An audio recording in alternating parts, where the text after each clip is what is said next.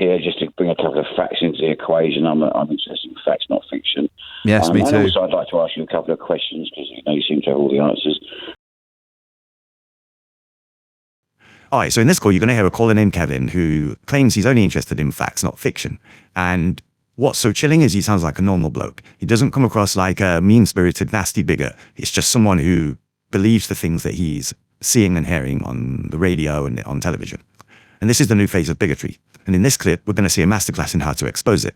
But it's bigger than just this one phone call. It's about how normal people who think they're good people, who are good people, are being turned into mouthpieces for a dangerous ideology. After the clip, I'm going to break down the global propaganda machine that's creating thousands of people just like him. Please stay tuned to catch that at the end. If you want to see more videos like this, hit the like and subscribe buttons. And don't forget to hit the ring notification bell so you never miss a video. Now let's watch this together and then I'll give my thoughts at the end. Let's go to Kevin in Oxford. Kevin, what would you like to say this morning? Morning, Ollie. Quick one here, just to bring a couple of facts into the equation. I'm interested in facts, not fiction. Yes, me too. And also, I'd like to ask you a couple of questions because you seem to have all the answers. I've been speaking to Nick Ferrari for 2 decades on knife crime. Okay. And I've been saying for 2 decades it should be mandatory 5 years for carrying a knife, and if you use a knife, it should be 15 years and per se. Because what will happen there is that little Johnny will say to Paul, "Do you know what? Did you hear that little Mickey got 5 years for carrying a knife? I'm not going to carry a knife. I don't want 5 years." That stopped me. Kevin, you said you were interested in facts, not feelings. Okay, so no, when no, I tell you that Doctor, no, you've got to. No, and also, I'm coming back to you on this just for a point, right. Kevin. So now, you just need to let me respond to your point, my friend. You said you're interested in facts, not feelings, and we're talking about whether or not harsher sentencing can reduce the sort of the severity with which, or the frequency with which people offend. And when I tell you that Dr. Baz Dreisinger has done a study into this fact, looking across societies to try and establish whether or not harsher sentencing has any correlation with reducing recidivism, so reoffending rates, and found that there was none, that's a fact, not a feeling, isn't it? Can I speak? If you're going to respond to what I just said, yeah. Well, I will respond. According to The Guardian, allegedly, black people are 4 times more likely to be murdered in England and Wales than white people. Why do you think that is, Ollie? I'm asking you a simple question. Why do you think it is? No, I'm asking you. Ask the question first. You answer, and I'll answer mine. I've spoken extensively about this over the course of the last 45 minutes.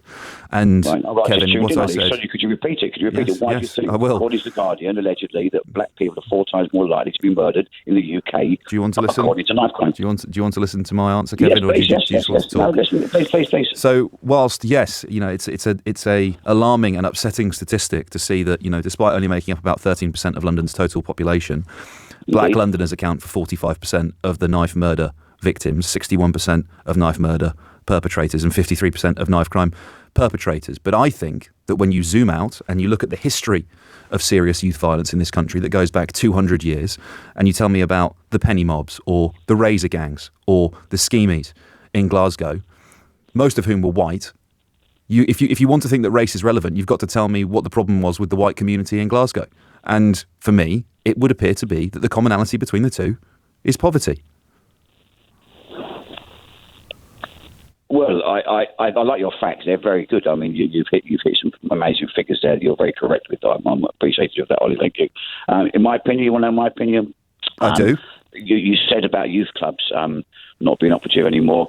In the areas that I used to work, in and around London suburbs, they closed a lot of the youth centre because of the violence perpetrated on the youth leaders by the youths. Kevin, a couple were hospitalised. I can get them research at data centre. Yeah, sure. We can talk about youth services in a moment, but I would say that considering that you asked me about the rate of knife crime in London and how it connects to black people, and I gave you my answer, can I ask you what yours would have been?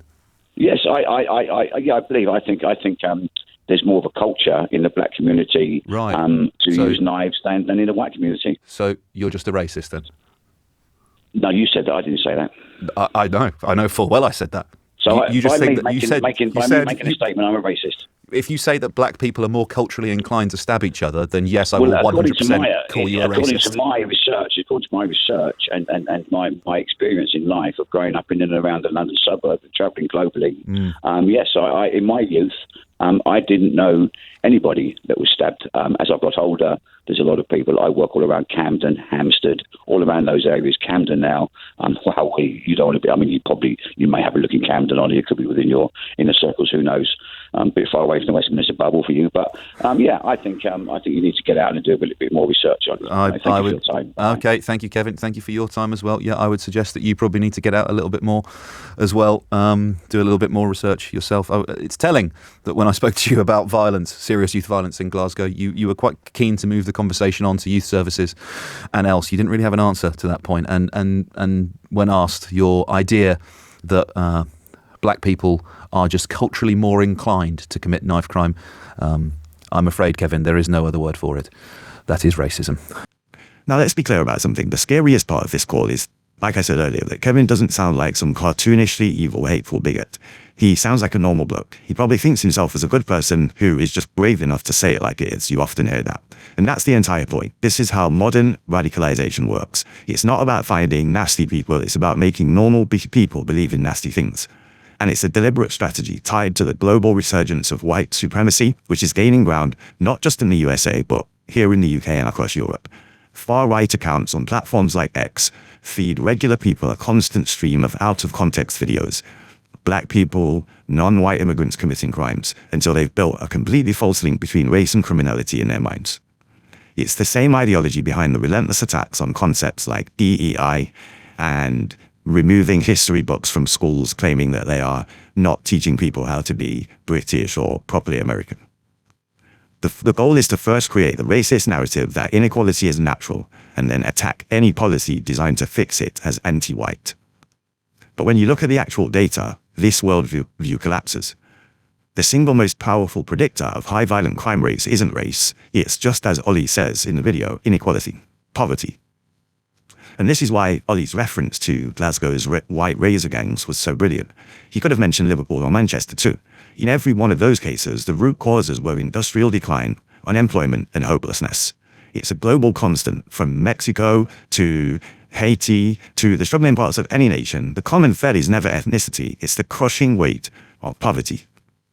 And that's how this new bigotry works.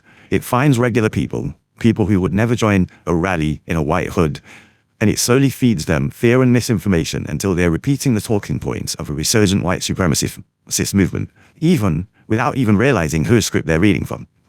You're seeing it now in the UK. You're seeing these people walking around in massive rallies, claiming they just want to unite the kingdom, claiming that they're not racist, but, and then when you scratch the surface, you find a lot of racist views there.